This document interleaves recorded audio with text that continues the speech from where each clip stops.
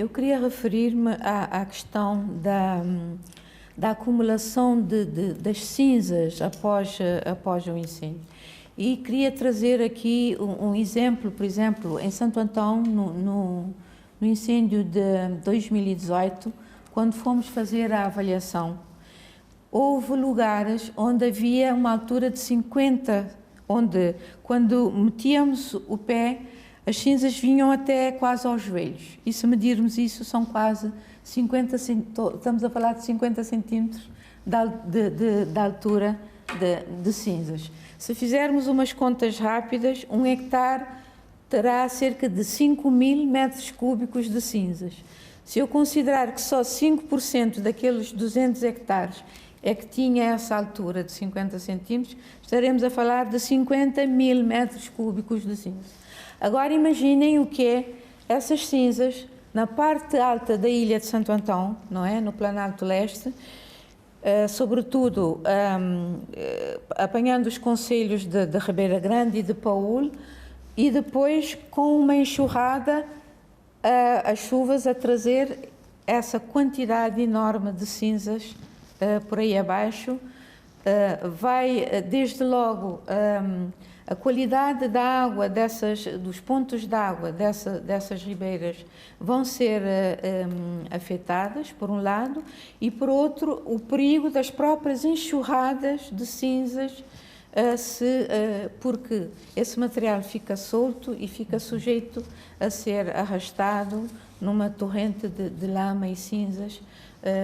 Monte Velha também tivemos uma situação muito grave, porque houve um incêndio e depois houve o furacão Fred, que passou logo a seguir e que pôs em perigo algumas populações de mosteiros que ficam aí embaixo do perímetro. Então, para além das outras consequências todas, eu queria insistir nessa questão da perda de solo, do empobrecimento do solo.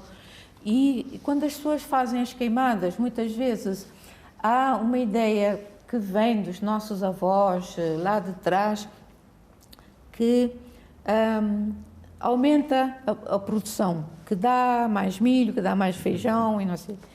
Isso efetivamente pode ser verdade logo após o primeiro ano, mas a médio, longo prazo esse solo vai ficar muito empobrecido e vai perder a sua capacidade de produção, vai perder a capacidade de infiltração da água, o escoamento da água passa a ser muito mais rápido e vamos ter consequências a jusante nas partes mais baixas, não é? Onde toda essa lama vai se acumular. Além de tornar um risco para a ocorrência de incêndios. Aí não há uma causa imediata, mas com a seca pode, efetivamente. Senhor Janário, impacto a nível climático, o incêndio também é capaz de causar esse impacto? Naturalmente, o incêndio também causa, e aquilo que a generalista acaba de falar sobre as cinzas, está também ligado ao impacto climático. Isso naturalmente cria um grande problema, esses incêndios, para o clima. Eu vejo isso não só em Cabo Verde, há pouca hora se falou dos outros países. Eu vi, por exemplo, a experiência da Finlândia, eu vi a experiência de um país, ou mesmo dos Estados Unidos, que isso vai para a atmosfera e isso cria um grande problema para o clima. E por isso é que nós defendemos que deve haver um trabalho também, o reforço da extensão rural e que os serviços da proteção, de gasto, não é? Devem ser muito bem equipados, devem até pedir reforços nos outros departamentos, outros ministérios, porque isso é uma questão que deve ser. Aí também deve haver uma concertação com a Direção Nacional do Ambiente, que neste momento se ocupa mais dessas questões ligadas ao clima, porque, sob o ponto de vista institucional, muitas dessas questões estavam na DGASP, Mas eu já disse várias vezes que a DGASP está muito mais preparada e que as instituições como a DNA, que vieram mais tarde, ainda têm alguma deficiência técnica.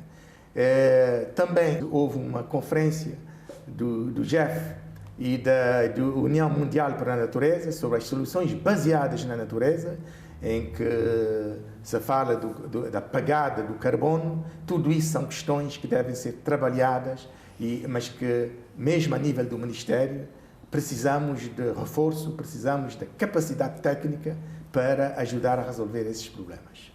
Ok, está certo. Se me permite só acrescentar,